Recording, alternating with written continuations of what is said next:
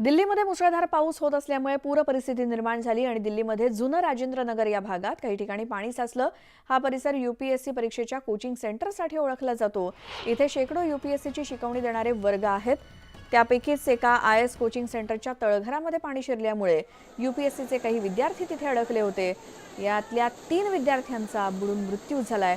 या दुर्घटनेनंतर दिल्लीतील coaching centre समोर अनेक विद्यार्थ्यांनी आंदोलन केली। दिल्ली सरकार विरोधात जोरदार घोषणाबाजी केली। दरम्यान दिल्ली सरकारनं या घटनेचे दंडाधिकाऱ्यांमार्फत चौकशीचे आदेश दिलेत आणि ज्यावेळी मुसळधार पावसामुळे बेसमेंटमध्ये पाणी शिरत होतं त्याचा आता एक नवा व्हिडिओ देखील समोर आलाय।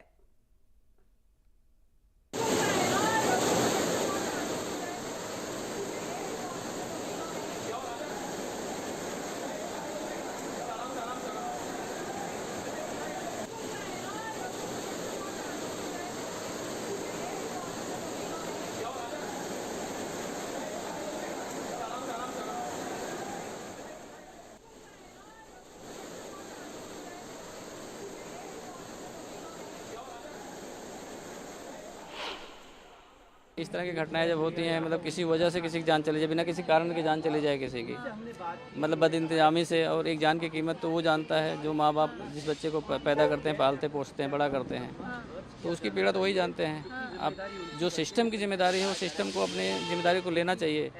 और प्राइमा फेसिया मेरी ये डिमांड है कम से कम कि जो कोचिंग के ओनर हैं उन पे गैर इरादतन हत्या का मुकदमा ज़रूर दर्ज हो, ताकि जितने और कोचिंग सेंटर्स हैं, चाहे मानक से बनने हैं नहीं बनने हैं ये तो बात का विषय है, लेकिन कम से कम वो उनकी अपनी जवाबदेही ये हो जाए कि अगर मेरे से कोई लापरवाही होती है, मेरे सेंटर में कुछ ऐसा होता है तो पहली जवाबदेही मेरी हो जाएगी। तो इसको रोका जा सकता है और रोकना चाहिए। ये देश का नुकसान है, कोई किसी एक का नुकसान नहीं है। जो बच्चे डूब के मरे, तड़प तड़प के मरे, उनके परिवार को कौन जवाब देगा और क्या जवाब देगा? रात से बच्चे यहाँ पे खड़े हैं, प्रोटेस्ट कर रहे हैं और अभी तक एमसीडी का कोई भी, ना तो मेयर आई, ना कोई अधिकारी आया, और दिल्ली सरकार का भी ना तो मंत्री आए ना अधिकारी आए। इनका बस काम ये है कि ये एयर कंडीशन रूम में बैठ के प्रेस कॉन्फ्रेंस करेंगे। मेयर ने तो अभी कुछ दिन पहले ये कहा था मॉनसून आने वाला है, दिल्ली वालों एंजॉय। ये है एंजॉयमेंट। शर्म आनी चाहिए। तुरंत इन सबको यहाँ आना चाहिए, इन बच्चों से बात करनी चाहिए, इनके गुस्से में उनको उनके आंसू पोंछने चाहिए। हजारों छात्र राजेंद्र नगर इलाके में आपको दिखाई देंगे। जो हादसा हुआ उसके बाद सारे छात्र खुद हैरान हैं, परेशान हैं, क्योंकि ऐसा कभी नहीं हुआ था। कुछ छात्र हमसे बात करने के लिए यहाँ पर हैं। कितनी यहाँ पर इस तरह के कोचिंग सेंटर चल रहे होंगे यहाँ पे? मतलब 100 के आसपास लगा लो आप।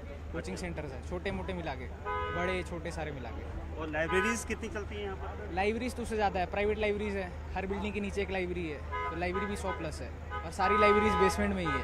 सारी लाइब्रेरी 95%, हर एक गली में, मतलब 95% लाइब्रेरी बेसमेंट में ही है। और चार्जेस कितना लेते हैं? चार्जेस सर 2500 से स्टार्टिंग है लाइब्रेरी का रेट, और एक गली में ना कम से कम ना 5-6 लाइब्रेरी हर एक गली में है।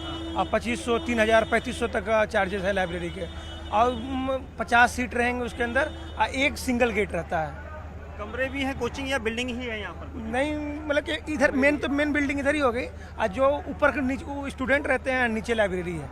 अच्छा, हाँ, छोटा छोटा। सुरक्षा के कितने नियम होते हैं? कोई नहीं है। जैसे बेसमेंट में है कि एक नियम है कि 2 एंट्री और एग्जिट होना चाहिए। ठीक है, नहीं है। हर लाइब्रेरी में एक है। हर लाइब्रेरी एक तरह से इलीगल ही है।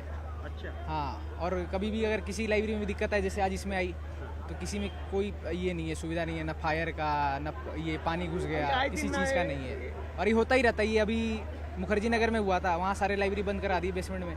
अभी आज यहाँ हो गया, अब यहाँ आज बंद करवाएंगे, जबकि वहाँ मुखर्जी नगर में वो उससे कुछ सीखे नहीं।